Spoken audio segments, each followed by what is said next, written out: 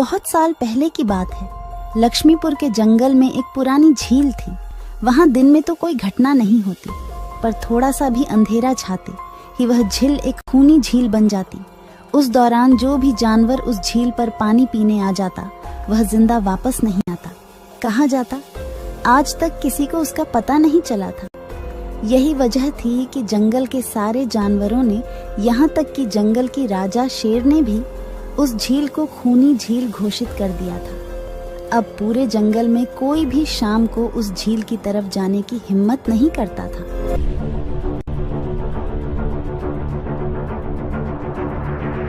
एक दिन उस जंगल में एक बंदर आ जाता है। उसकी और खरगोश की मुलाकात होती है। अरे बंदर भाई, कौन हो तुम? पहले तो तुम्हें इस जंगल में कभी नहीं देखा। खरगोश भाई, आज तक मैं शहर में इंसानों के बीच चिड़ियाघर में था, किसी तरह आजाद होकर आया हूँ। क्या इस जंगल में मेरे रहने के लिए कोई जगह है? हाँ बंदर भाई, ये हम जैसे जानवरों का घर है, इंसानों का चिड़ियाघर नहीं। आओ, मैं तुम्हें पूरी जंगल की सैर करवाता हूँ, सारी जगह के बारे में बताता हूँ। जो जगह पसंद आए वहीं टिक जाना। और खरगोश बंदर को पूरा जंगल घुमाता है। हाथी, जिराफ जैसे कई जानवरों के रहने की जगह ही नहीं, वहाँ के राजा शेर की भी गुफा दिखाता है, पर उस खूनी झील के बारे में ना बताता है और ना उसे वह दिखाने ले जाता है। बंदर वहीं बरगद के एक बड़े से पेड़ को अपने रहने के लिए पसंद कर लेता है। वहां रहते हुए अभी उसे 2 दिन ही गुजरते हैं कि तीसरे दिन शाम को घूमता हुआ वह उसी खूनी झील के पास पहुंच जाता है। अरे वाह, कितने सुंदर झील है। जी तो करता है ठंडे ठंडे पानी में कूद कर नहा लूं, लेकिन सर्दी होने का डर है। चलो आज सिर्फ ठंडा ठंडा पानी से अपना प्यास ही बुझा लेते हैं।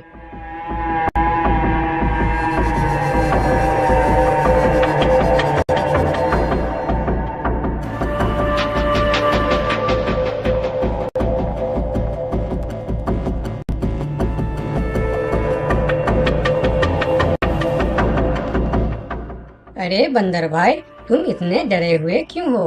कहाँ से आ रहे हो? झील में पानी पीने गया था और जिंदा वापस आ गए। क्या मतलब? तुम्हें पता नहीं? वह इस जंगल की खूनी झील है। शाम होने पर कोई भी वहाँ जाता है तो जिंदा वापस नहीं आता। उसकी लाश का भी पता नहीं चलता कि वह कहाँ गायब हो जाती है। इसीलिए शाम होते ही कोई भी उस खूनी झील की तरफ नहीं जाता। ये हमारे राजा का आदेश भी है। कमाल है, मुझे तो पता ही नहीं। कैसे पता नहीं? तुम्हें वह खरगोश भाई ने बताया नहीं? लो, खरगोश भाई भी आ गया। अरे खरगोश भाई, आपकी वजह से आज बंदर भाई की जान जाते जाते बची।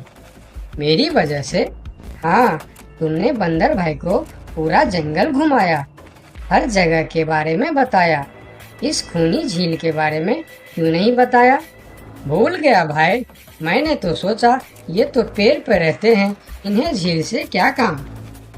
अभी अभी इन्हें खूनी झील की खूनी ने पकड़ने की कोशिश की, ये तो बाल बाल बच गए, वरना खूनी झील की खूनी, क्या तुमने उसे देखा? क्यों, क्या तुम लोगों ने आज तक नहीं देखा? नहीं, हम में से कोई कभी भी शाम को उस तरफ जाते ही नहीं और दिन में कोई घटना नहीं होती। और यह बात वह जाकर शेर के दरबार में सभी को बताता है। उसकी बात सुनकर किसी को भी यकीन नहीं आता है। क्या बात कर रहे हो बंदर? मैं सच कह रहा हूँ महाराज, लेकिन हम लोगों तो कभी आज तक देखा ही नहीं, क्योंकि आप लोग उसे खूनी झील समझकर दिन में ही वहाँ जाते हो और शाम होते ही आप लोग डर के मारे वहाँ जाना बंद कर देते हो। पूरे दिन वह मगरमच्छ झील में छुपा रहता है, शाम होते ही चुपचाप निकलता है और झील के पास पानी पीने आए जानवरों को खा जाता है। और आप लोग समझते हैं कि यह झील ही खूनी है, जबकि खूनी यह झील नहीं, इसमें छिपा हुआ मगरमच्छ है। हमें तो यकीन नहीं हो रहा है। वही तो बंदर भाई, हमें अगर पहले पता होता कि आप इतने बड़े झूठे हो तो हम अपने जंगल में आपको रहने की कभी जगह नहीं देते। अरे यार, आप लोग मेरे बात पर यकीन क्यों नहीं करते? मैं आप लोगों का भलाई के लिए ही बोल रहा हूँ। अगर तुम्हारी बात सच्ची है तो क्या तुम उस मगरमच्छ को हमें दिखा सकते हो? क्यों नहीं महाराज, आज शाम होते ही आप लोग वहां जाकर पेड़ और पत्थरों के बीच छुप जाना। और फिर शाम को वह सभी उस खूनी झील के पास जाकर छिप जाते हैं। झील के किनारे जाकर बंदर 2-3 बड़े बड़े पत्थर उस झील के पानी में फेंकता है। पत्थर के गिरने की छपाक छपाक की आवाज सुनकर मगरमच्छ पानी के अंदर चलता हुआ शिकार करने वहां आता है। मगर वहां पेड़ के पीछे छिपे दिखाई देते हाथी को देखकर वह सावधान हो जाता है और सोचता है, अच्छा, तो यह लोग मुझे चुप कर देखने आए हैं। अब मैं क्या करूं? हाँ, ये लोग तो बेवकूफ है। इन्हें फिर से बेवकूफ बनाते हैं। मैं फिर से पत्थर बन जाता हूँ। देखा, हमने कहा था ना, झील में एक बड़ा सा पत्थर है। हाँ, देखो, यही पत्थर तो हमें हमेशा रात में दिखाई देता है। हाँ, वही तो। ये पत्थर सिर्फ रात को क्यों दिखता है, दिन में क्यों नहीं दिखता, कभी सोचा है? हाँ, रात को चंद्रमा की वजह से पानी में ज्वार आता है तो वह पत्थर ऊपर हो जाता है। दिन में ज्वार नहीं आता तो पत्थर पानी में डूबा रहता है। उनकी बेवकूफी भरी बातें सुनकर बंदर परेशान हो जाता है। अरे यार, तुम लोग भी ना समझते ही नहीं। ठीक है, चलो एक काम करते हैं। तुम लोगों को लगता है ना कि वह बड़ा पत्थर, कि वह बड़ा ही मजबूत पत्थर है। अगर यह खुद ही बता दे कि यह एक मजबूत पत्थर है तो मैं भी मान जाऊंगा और अभी गुलाटी मारते हुए झील में छलांग लगा दूंगा और तैरता हुआ इस तरफ से उस तरफ चला जाऊंगा। यह सुनकर मगरमच्छ के मुंह में पानी आ जाता है। लगता है आज बंदर का नरम नरम मांस खाने का मौका मिलेगा। वैसे भी ये सारे जानवर बेवकूफ है। आज तक मुझे पत्थर ही समझते आए हैं। मैं पत्थर हूँ, मैं मजबूत पत्थर हूँ। सुना आप लोगों ने? ये कैसे आप लोगों को बेवकूफ समझता है?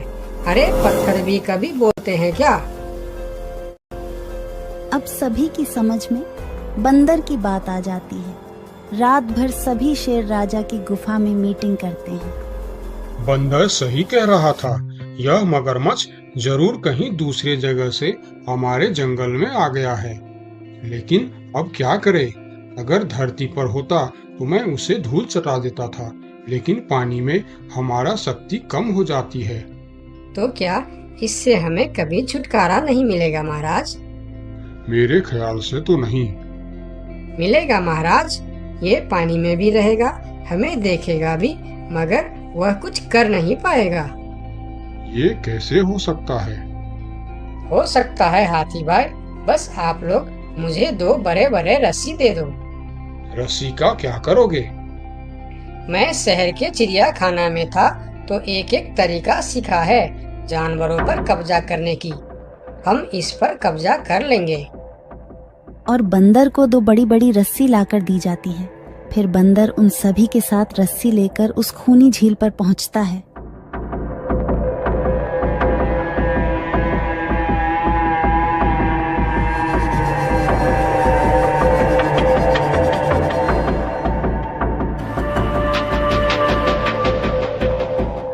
कल तक तो यह बंदर मुझे देखकर भागता था और आज पानी पीने आया है। लगता है ये भी दूसरे जानवरों की तरह मुझे पत्थर समझने लगा है। अभी इसे अपना निवाला बनाता हूँ।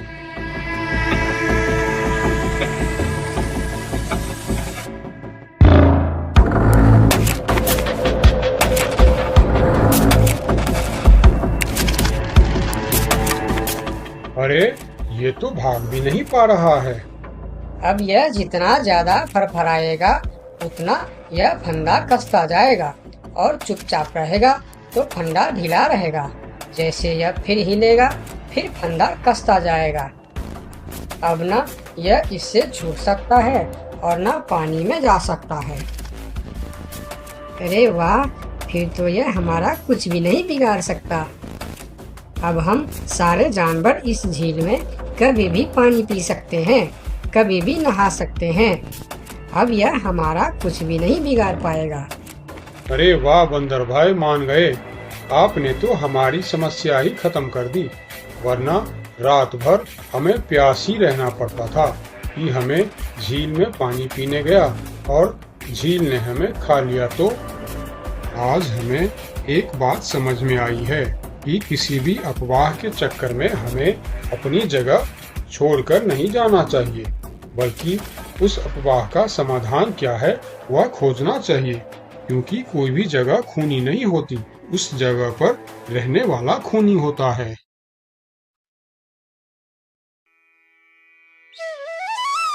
बहुत साल पहले की बात है। लक्ष्मी नगर में एक बहुत बड़ा जंगल हुआ करता था। उस जंगल में शेर खान नाम का एक शेर रहता था। वह जंगल का राजा था। उसके शासनकाल में जंगल के सभी जानवर सुखी और शांति से रहते थे। यदि जंगल में कोई भी जानवर गलत काम करता तो शेर खान उसे दंड देते थे। वह कमजोर जानवरों की रक्षा भी करते थे। एक दिन शेर खान अपने गुफा के सामने बैठे थे। तभी उसका दोस्त भालू उसके पास आया। फिर दोनों दोस्त मिलकर जंगल और जंगल के जानवरों के बारे में आलोचना करने लगे। मैं इस जंगल का सबसे शक्तिशाली जानवर हूँ। मेरे सामने जंगल का कोई भी जानवर टिक नहीं सकता। क्या कहते हो भालू भाई? ये तो तुमने बिल्कुल ठीक कहा, लेकिन हाथी के सामने तुम बिल्कुल चूहे जैसे दिखते हो। क्या ठीक कहा ना मैंने शेर खान? भालू की बात सुनकर शेर खान बहुत क्रोधित हो गए। भालू, तुम्हारी हिम्मत कैसे हुई मेरे बारे में इस तरह की बातें करने की? तुम्हें पता है तुम किसके सामने बात कर रहे हो? मैं इस जंगल का राजा हूँ। तुम मेरे दोस्त हो, इसीलिए तुम्हारे साथ मैं थोड़ा मजाक कर रहा था। तुम मेरे बात का बुरा मत मानना शेर खान। शेर खान नहीं, महाराज कहो महाराज। मैं इस जंगल का राजा हूँ, इसीलिए बाकी जानवरों की तरह तुम भी मुझे आज से महाराज कह के ही बुलाओगे। लेकिन शेर खान, हम दोनों दोस्त हैं, फिर भी तुम ऐसे क्यों बातें कर रहे हो? दोस्त है नहीं, दोस्त थे। आज से हमारी दोस्ती खत्म। आज के बाद मैं तुमसे कभी बात नहीं करूँगा। दोस्त कहकर मेरे सामने कभी मत आना। चले जाओ यहाँ से। अपने दोस्त का इस व्यवहार से भालू बहुत दुखी हुआ और वह वहां से चला गया। उसी जंगल में गोलू नाम का एक बंदर भी रहता था। वह दूसरों की चीज चुराकर भाग जाता था। एक दिन गोलू की चोरी करते समय शेर खान के एक सिपाही के द्वारा पकड़ा जाता है और उसे शेर खान के सामने विचार के लिए लाया जाता है। गोलू को देखकर शेर खान कहते हैं, गोलू, तुम्हारी चोरी की किस्से जंगल के दूर दूर तक मशहूर है। तुम जानवरों के घर में ही नहीं, बल्कि मेरे दरबार में भी बहुत चीज चोरी की है। इसीलिए मैं तुम्हें पहाड़ से गिराकर मारने की सजा घोषित करता हूँ। आज से ठीक 2 महीना बाद तुम्हें पहाड़ से गिराकर मार दिया जाएगा। अपनी मौत की सजा सुनकर गोलू बहुत रोने लगा और बोला, महाराज, मैं अब कभी चोरी नहीं करूँगा। मुझे माफ कर दीजिए महाराज। मेरे घर में छोटे छोटे बच्चे हैं, मुझे छोड़ दीजिए महाराज। लेकिन शेर खान ने उसकी फरियाद नहीं सुना। तब एक सैनिक उसे ले जाकर जेल में बंद कर देता है। उधर गोलू का दोस्त भोलू को जब इस बात का पता चलता है, तब वह गोलू से मिलने के लिए कैद खाने में पहुंच जाता है और उससे कहता है, देखा गोलू, तुम पकड़े गए ना। मैं तुम्हें कितनी बार कहा था कि चोरी करना छोड़ दो। अब क्या होगा बताओ, कैसे निकलोगे यहाँ से? ये सब छोड़ो भोलू भाई, जो होना था वो हो गया। मुझे तो बस अपने परिवार की चिंता हो रही है। काश मैं मरने से पहले उनके लिए कुछ कर पाता। मेरे छोटे छोटे बच्चे हैं, बीवी है, अब उन सब का क्या होगा? मेरे बिना वह भी जीवित नहीं रह सकते। गोलू की बातें सुनकर भोलू सोच में पड़ गया। फिर वह शेर खान के पास गया और बोला, महाराज, मैं गोलू का दोस्त भोलू हूँ। मैं आपसे कुछ कहने आया हूँ। तो तुम गोलू का दोस्त भोलू हो। ठीक है, बताओ क्या कहना चाहते हो तुम। महाराज, मैं चाहता हूँ कि आप गोलू को कुछ दिन के लिए उसके परिवार के पास जाने दें, ताकि वह मरने से पहले अपने परिवार के लिए कुछ इंतजाम कर सके। मरने वाले का आखिरी इच्छा पूरा कीजिए महाराज। आप एक बार उसके परिवार के बारे में भी सोचिए। गोलू ने जो किया उसमें उसकी परिवार की क्या गलती है? अगर आप उसे कुछ दिन के लिए अपने परिवार के पास रहने दोगे तो शायद उसका परिवार बच जाएगा। मैं इस बारे में तुम्हारी कोई मदद नहीं कर सकता। अगर अपने परिवार से मिलने के बहाने गोलू भाग गया तो मैं किसको सजा दूंगा। शेर खान की बात सुनकर भोलू थोड़ा सोच में पड़ गया। फिर बोला, तो ठीक है महाराज, आप गोलू को छोड़ दीजिए। जब तक गोलू वापस नहीं आ जाता मैं उसकी जगह कैद खाने में रहूंगा। और अगर वह कभी वापस नहीं आया तो क्या तुम उसके हिस्से की मौत की सजा भी लोगे? थोड़ा सोचकर बताओ। हाँ महाराज, मैं इसके लिए भी तैयार हूँ। भोलू की बात मानकर शेर खान ने गोलू को कैद से निकालकर भोलू को कैद खाने में डलवा दिया। तब बाहर निकलकर गोलू ने भोलू को बोला, दोस्त तुम चिंता मत करना, मैं समय से पहले ही वापस आ जाऊंगा। ऐसा कहकर गोलू वहां से चला गया और भोलू गोलू की जगह कैद खाने में रहने लगा। इस तरह बहुत दिन बीत गया, लेकिन गोलू वापस नहीं आया। तब एक दिन शेर खान भोलू के पास आया। देखा बंदर, मैंने कहा था ना गोलू वापस नहीं आएगा। अगर कल सुबह तक गोलू वापस नहीं आया तो शर्त के अनुसार कल शाम के समय तुम्हें पहाड़ से गिरा दिया जाएगा।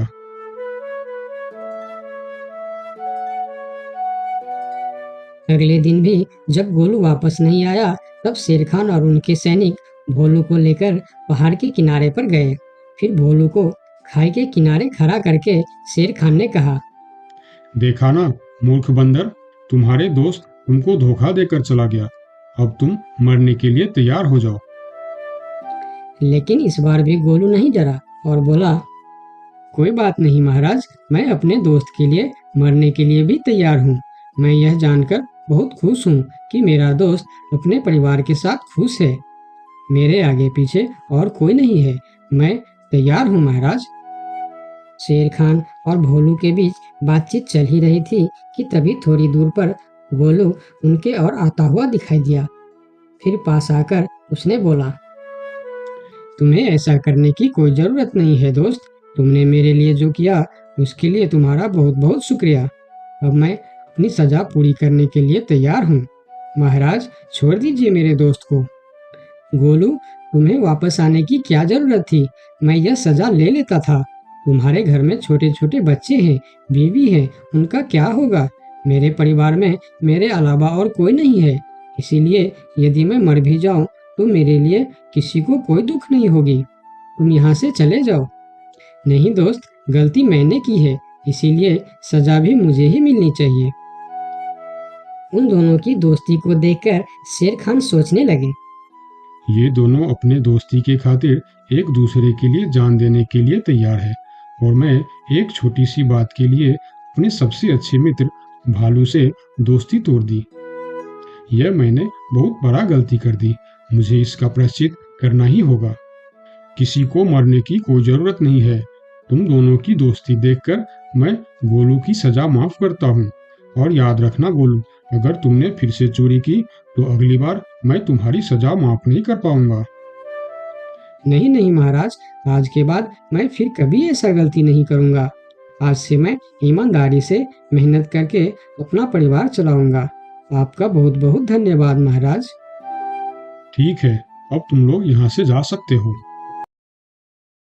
उनके जाने के बाद शेर खान सीधा अपने दोस्त भालू के पास गया। भालू मेरा दोस्त, मैं यहाँ तुमसे माफी मांगने के लिए आया हूँ। मैंने जो उस दिन तुम्हारे साथ व्यवहार किया वह बहुत गलत था। मैं बहुत शर्मिंदा हूँ, मुझे माफ कर दो मेरे दोस्त। लेकिन महाराज, आपने तो कहा था। महाराज नहीं, शेर खान बोलो, शेर खान। आज से तुम मुझे महाराज नहीं, शेर खान ही बुलाओगे, क्योंकि दोस्त एक दूसरे के नाम लेकर ही बुलाते हैं। आज से तुम मेरे सबसे अच्छे दोस्त हो।